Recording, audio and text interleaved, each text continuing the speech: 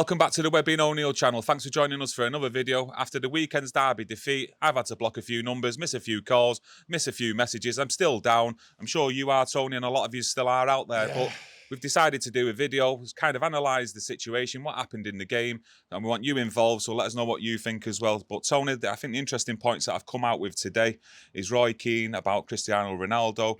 Have Manchester United disrespected Ronaldo? And yeah, I just want your thoughts on it, really. Well, the thing is, disrespecting him. I think they both disrespected each other. I think in the summer, it's quite clear, disrespect from Ronaldo. United put the foot down, and it's just a total mess. But Roy Keane saying, have Man United disrespected him? I think Roy Keane's gone a bit far there. You can see from the interview. He seems to know a hell of a lot more than he's letting on. I think he might have Ronaldo's personal phone number and is his cheerleader. Disrespect. I think Roy was, I think he bit, really. I think he bit too much there. Bit of too much emotion from the defeat and what's gone on. I think he concentrated too much on Ronaldo, and I think that's what the media are doing. Well, you just hang fire with them thoughts there, because I've got a couple of videos to show you, get your reaction to that. I want your reaction as well. But first of all, Ten Hag was asked in his post-match press conference about Ronaldo, and you can see it up on screen now. Is Cristiano Ronaldo going to be the third choice striker going forward? I wouldn't bring him in because we are 4-0 down. Out of respect for Cristiano, for his big career, and the other thing, there was then the advantage. I could bring Anthony Martial. He needs the minutes, but I don't want to point it out like that. Yeah, what's your thoughts? I look at that, and to be honest with you, I think that's Ten Hag's first misstep in an interview with the press. I think he bit. I think the press were going straight at him about Ronaldo. And to be honest with you, I think he should have just ignored the Ronaldo question and said it as it should have been said. That's the team I picked, what I thought was going to go out there and win. And from that moment onwards, it was carnage. And he did say that. That is a misstep. And to be honest with you, they suckered him in, the press. They suckered him in because that story will now not go away. And to be honest, I think the quicker Ten Hag gets on the plane and goes over to Cyprus and just ignores it and gets out of Manchester, this Ronaldo story has got to be ignored by him, and he must get back to concentrating on what the priority is. One of the questions asked by the journalist was about Martial. You know, is Ronaldo basically your first choice centre forward? Is Martial in front of him?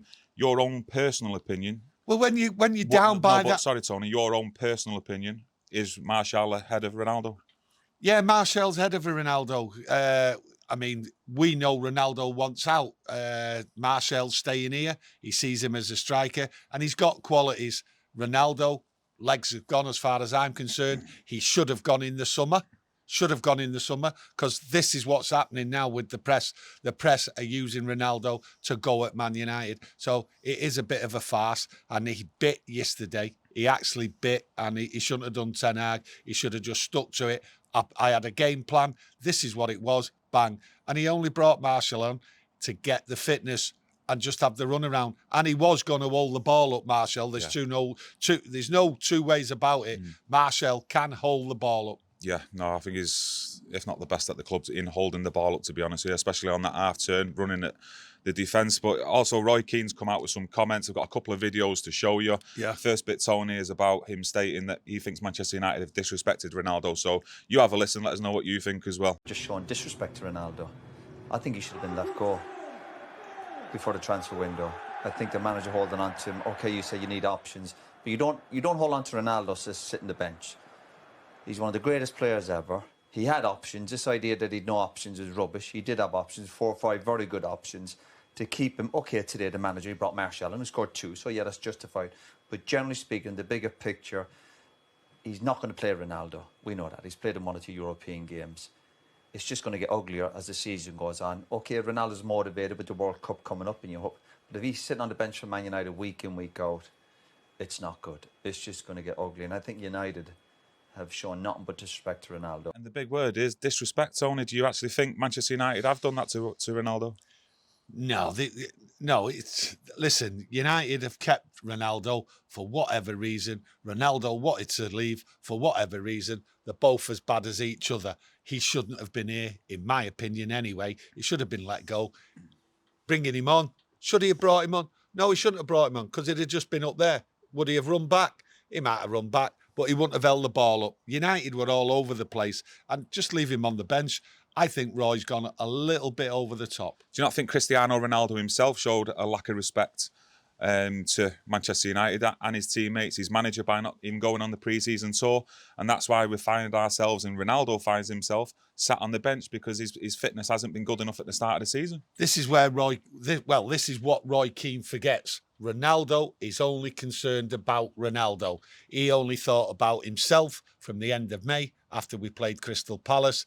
That's all Ronaldo thinks about, breaking records for himself. That's it. Roy should remember that when he comes out criticizing and starts talking about respect. He has to look at Ronaldo and say, this is all engineered by yourself, and everything what is piled on is his own fault. Do you actually think in the derby game, if Ronaldo had started or had come on as a substitute, he would have made a difference in that game to the scoreline or the result? No, I don't think he would have done, because the way he played virtually 4 up front, Ten Hag, with Bruno up there, and Bruno seemed to be too far up there. So having Ronaldo on there, right, say, instead of Rashford, would not have changed anything. Would not have changed anything. I don't think he would have got the touches. He certainly wouldn't have got the chances, because if you look at that first half, there was nothing coming to anybody up there, and they weren't even working. So, no, it wouldn't have changed. Well, by the sounds of it, it's O'Neill and Roy Keane disagree on this one. They should have let him go when the opportunity came. And as I said, he did have options to go. I know that for a fact. And holding him onto him to sit on the bench, I think is ridiculous for a player of his stature, Man United, to just keep... Even today, could he have brought him on? Of course he could have brought him on. So what if you're 4-0 down? You look at his goals record. It is as good a chance of anyone putting the ball in the back of the net. People are obsessed with the pressing side of the game. You put the ball in the right areas, he'll score goals. Well, Roy Keane says it's ridiculous, and you know you've got a player there who can score your goals, Tony. So what would you say to that? No, listen, the only way you were going to score goals yesterday is if City eased off. Well, City eased off, and we got a few goals. Would Ronaldo have scored? Keeping him on the bench, fine. At the end of the day, whatever happened, you keep him on the bench or bring him on, there was going to be noise. And Roy Keane has certainly put the noise in on Ronaldo. And he by bringing out and sticking up about respect and everything, he's brought it back to Ten Hag. And Ten Hag had to feel the questions, which I thought Ten Hag didn't do appropriately, to be honest with you. What I've picked on over them couple of clips, I don't know if you have out there, but I get a sense that Roy Keane knows a lot more than everyone else that is close to the situation of what's been going on with Ronaldo, because he says in there that he knows for a fact that he had offers on the table to leave Manchester United in the summer. Well, that's where Roy Keane lets himself down. I think what he did, he bit because Micah Richards was next to him, right, and parroting on just like a fool, because he just ain't no football pundit. He's on there as a joke, and he just came out with too much. And I think with the emotion of getting beat like we did, Roy went a bit too far, released a little bit of information. And I think, to be honest with you, Roy Keane, looking back at that interview, the way he conducted himself yesterday, I think he'll regret the way he came out yesterday. I really do, because going on like he did made him look really a bit of a mad ass. Well, one thing I will pick on, and I actually agree with Roy Keane, is I think this whole situation by keeping Ronaldo at the club and not selling him in the summer, it is going to cause problems down the line. Me and you mentioned it before the transfer window closed. But how's Ten Hag going to actually deal with that then, Tony? Can you see Ronaldo kicking up that much of a fuss where it will destabilise the team, you know, the atmosphere, the morale? I think if they're back in on Monday, which reports are saying they are, I think there will be a big fuss kicked up. Ronaldo will open his mouth, Ten Hag will open his mouth, and quite a few other players. I think there will be a bit of a ruckus, because at the end of the day, right, Ronaldo will turn around and say, I would have put some effort into that game. And maybe he would have done a lot more than some of the other players, and some of the other players are going to come back. And if it is an open house today where you can open your mouth, Ronaldo certainly will.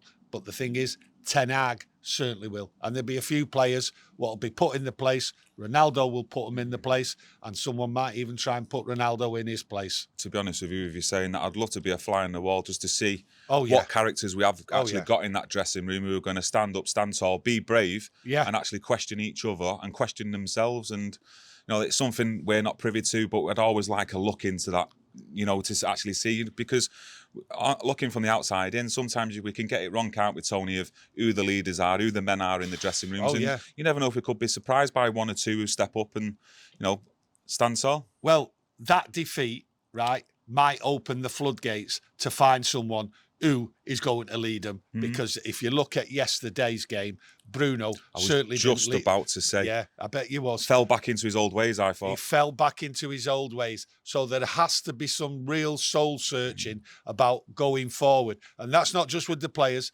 that's with the management and the coaching.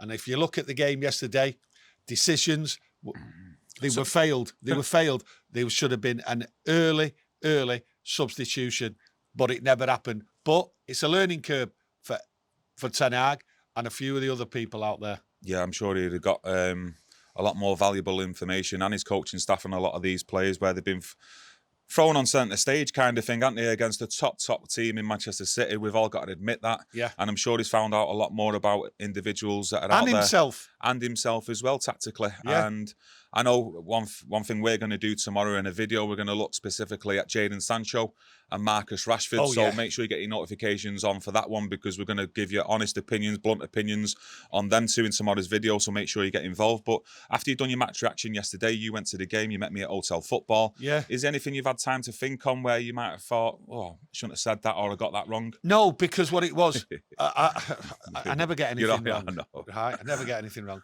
Yeah. No, what it was, my observation of the game yesterday started from the first minute, and it just looked as though we was going to crumble and the pressure was too much. The effort there, and soon as Delo got booked, you could see what was coming. And watching the game from inside the stadium, you don't actually, right, when you know something's wrong, you don't look at individuals.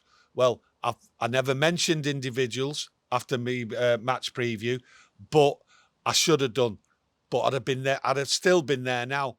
It's the actual effort and work rate from some of the players, and that's why we're going to go on about Sancho and Rashford. Yeah.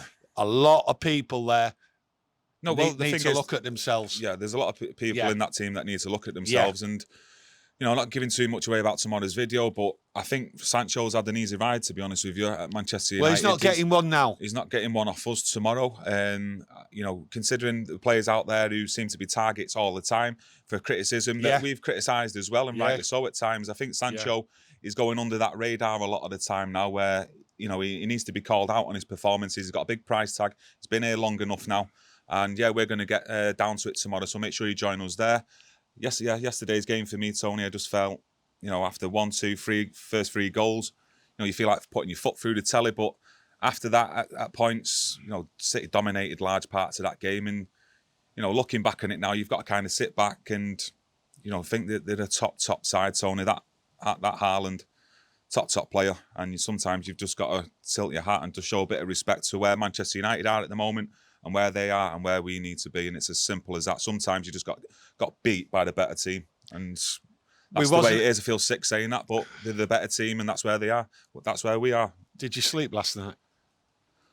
I don't think you did you? Because you're still going on. It's in your head. No. Let it go. Yeah, I'm going to try and let it go. Let it go. And I hope you let it go. Yeah, hopefully this video today is let it go, let it out. Hopefully you can let it out as well in the comments below. Smash a like on the video if you enjoyed today's video. Subscribe and press that notification bell, because we will be back with another video tomorrow on Jadon Sancho and Marcus Rashford. See you again soon. Thank you. Bye.